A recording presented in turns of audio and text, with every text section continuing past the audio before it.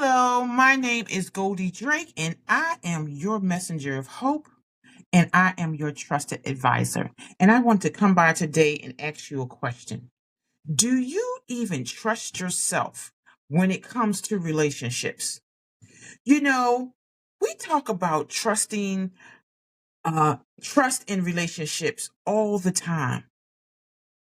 Trusting your partner, trusting the process, trusting the journey. But have you ever stopped and asked yourself, do you trust yourself in relationships? Hmm, that's a good one. I know many people that have long lasting relationships, and I know people that can't even keep a relationship past a year. And what I find is that we have to take a look at ourselves. We have to be honest with ourselves, and we have to be willing to point the finger at ourselves because it takes two to tango. But the real deal is we have to live with ourselves, right? I became very interested in relationships when I was a kid, and as you know, there are all types of relationships: romantic relationship, friend relationships, relationships with your children, relationships with your parents. But that romantic relationship seems to be something that everyone wants. And I want everyone to find true love. And I want you to be able to look at yourself, and I want you to put your radars up, especially like when you meet people and like if you like someone, you have to put your radars up and you have to be able to trust yourself to make the best decisions for yourself, thinking with your brain and not so much with your heart. Because sometimes our heart can lead us to the wrong things or with the wrong person, if you understand what I'm saying. Um, when you've been hurt before, or when your upbringing was not ideal or functional, so we have dysfunction and we have functional. If your home life growing up, meaning the home you grew up in, the environment that you grew up in, your grandparents, your aunts and uncles, your cousins, if you grew up in a dysfunctional family and environment, 9 times out of 10, you are going to be dysfunctional. You will have dysfunctional behavior, such as I. I have dysfunctional behavior and didn't realize it because sometimes as you're growing up and what you grow up around, it seems normal. It seems normal until you see other families or other girls or other guys that seem to have it more put together than you do. And sometimes that's a front too.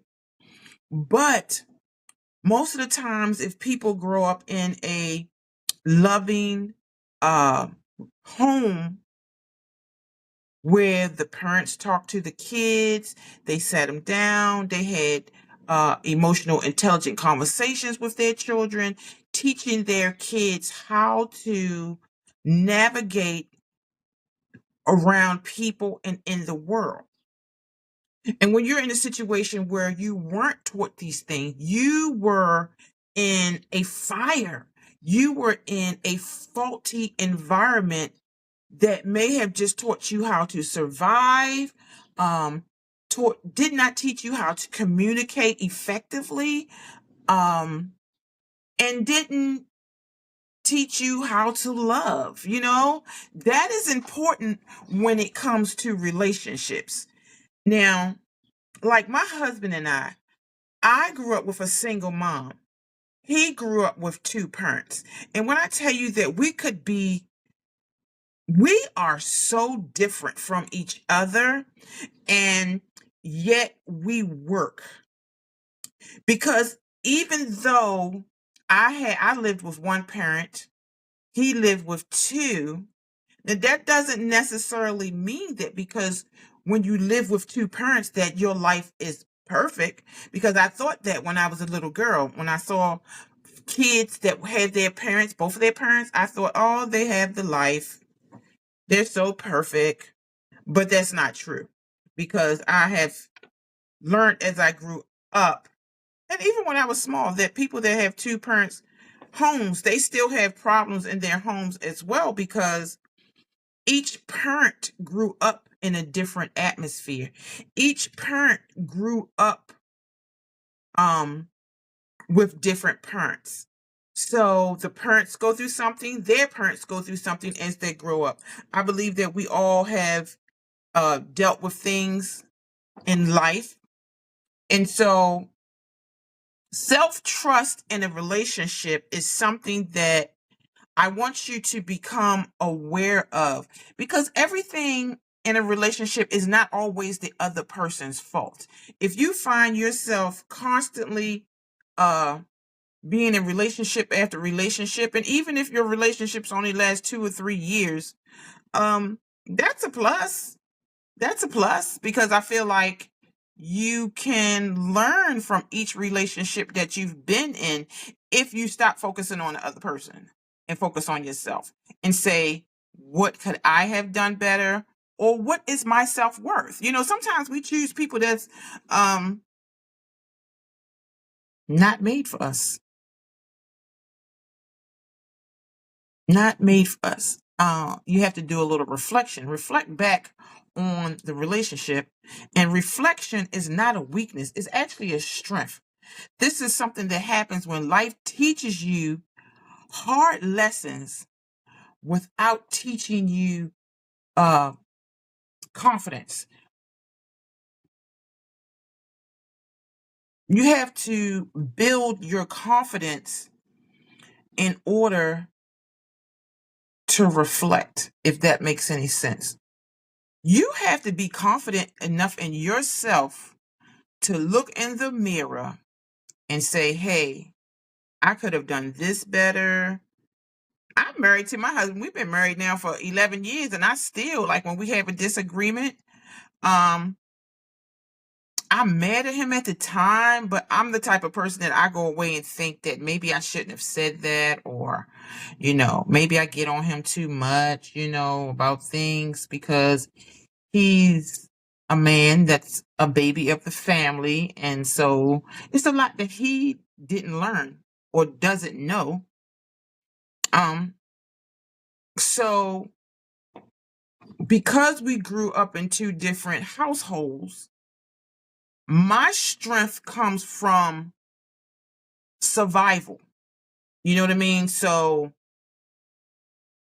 it's a lot of things that I know how to do because I had to self-teach myself how to do bills, how to manage credit cards, how to run a household, how to raise two kids by myself. Whereas though he did not have those issues, he was the baby of 7. And you know how the baby is. When I got with him, his brothers were still giving him money, and he was a grown man. So he's a little spoiled. You know what I mean? Ooh, excuse me, my phone's shaking. He's a little spoiled.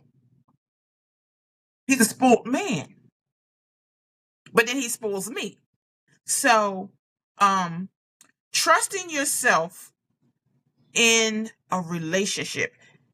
Grow before you get into that relationship. I want you to take a look at yourself, and I want you to analyze your entire life and where you are now, what you have learned, and what you can do moving forward to trust yourself in a relationship, okay? Because that is very important in a relationship, trusting yourself. Sometimes we get overwhelmed, we get overjoyed. We're so happy that someone loves us and, oh, they're going to treat me so good. That's not always true, because you have to treat yourself good first. People treat you how you treat yourself. That is a fact. Okay, so I'm going to stop this right here, but I really do want you to start trusting yourself in relationships, and that will require you to take a look at yourself. And I want you to look at yourself. You know why? Because you are a beautiful person. You have a beautiful heart and a beautiful spirit, right? And if you don't, work on yourself. All right. Well, you have a blessed day. I hope this message came to you at a perfect time that you needed it. And God bless you. See you on the next video.